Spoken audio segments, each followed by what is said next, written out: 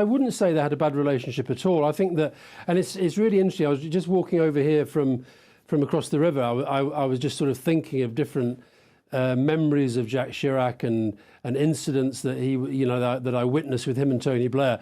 And often, I mean, certainly in summits, I remember particularly the summit where Tony was in the chair. Tony was the president of the European Union, the rotating presidency.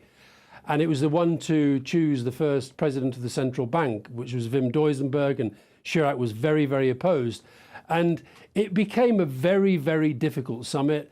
I think Jacques Chirac displayed extraordinary kind of, quite brute force at times. And so we were getting on the plane to head back to London, and myself and other colleagues sort of saying, God, that Chirac is so difficult. He's so difficult to deal with.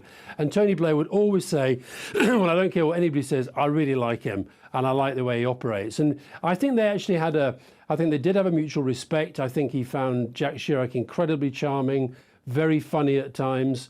And he was just such a huge character who would fill a room. And sometimes there was sometimes I think there was a sense almost of the absurd. And I think he could laugh at himself. I remember once when France was chairing a summit, and again, I can't remember what the issue was, but it was all kicking off around the table and lots of kind of arguments going on and people talking over each other. And I can remember Chirac just sort of tapping his glass with his pen or a knife or something, and just tapping away, and the room fell silent. And he just said, "La France propose un café." And that was his way of saying, right, I'm in charge. We're going to have a cup of coffee. We're going to stop shouting at each other. And he just had that. He did, and I know charm is a much overused word in relation to Jacques Chirac, but he really, really, really had it. And so I don't accept that his relationship with Tony Blair was bad. I accept that on Iraq, they had a fundamental, very difficult difference in opinion. Not bad, but tricky. Not bad, but tricky. Two strong characters, certainly. Anyway, tricky, Chirac, he had something of an ambiguous relationship towards Europe and the EU, didn't he? But he was, pro-EU. I think we can certainly say that. What do you think he would have made of the whole Brexit mess? I think he would, like I'm sure most European leaders are at the moment, I think he would have shaken his head and think, what on earth has happened to the UK? I think, by the way, I can remember in the early Chirac, when I was a journalist, I think he was much more sceptical about Europe than he became.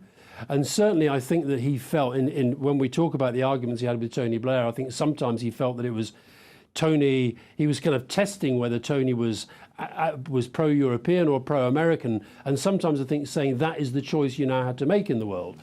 And look, I think he would be appalled at what's going on in the UK. I think that even though France and the UK have always had, as you say, often a tricky relationship, I think there is an acceptance that the European Union has been strengthened in many ways by the UK being a central player, and will be weakened by us leaving if indeed that happens. And I think also there's always been, I think, a huge interest in our politics, a respect for our politics, a respect for the place you see behind me, our parliament. I think at the moment, anybody, well, I know this from the last time I was in Paris, talking to different people at different parts of your political system, who just look on at what's happening in the UK and frankly think we've become a bit of an international joke.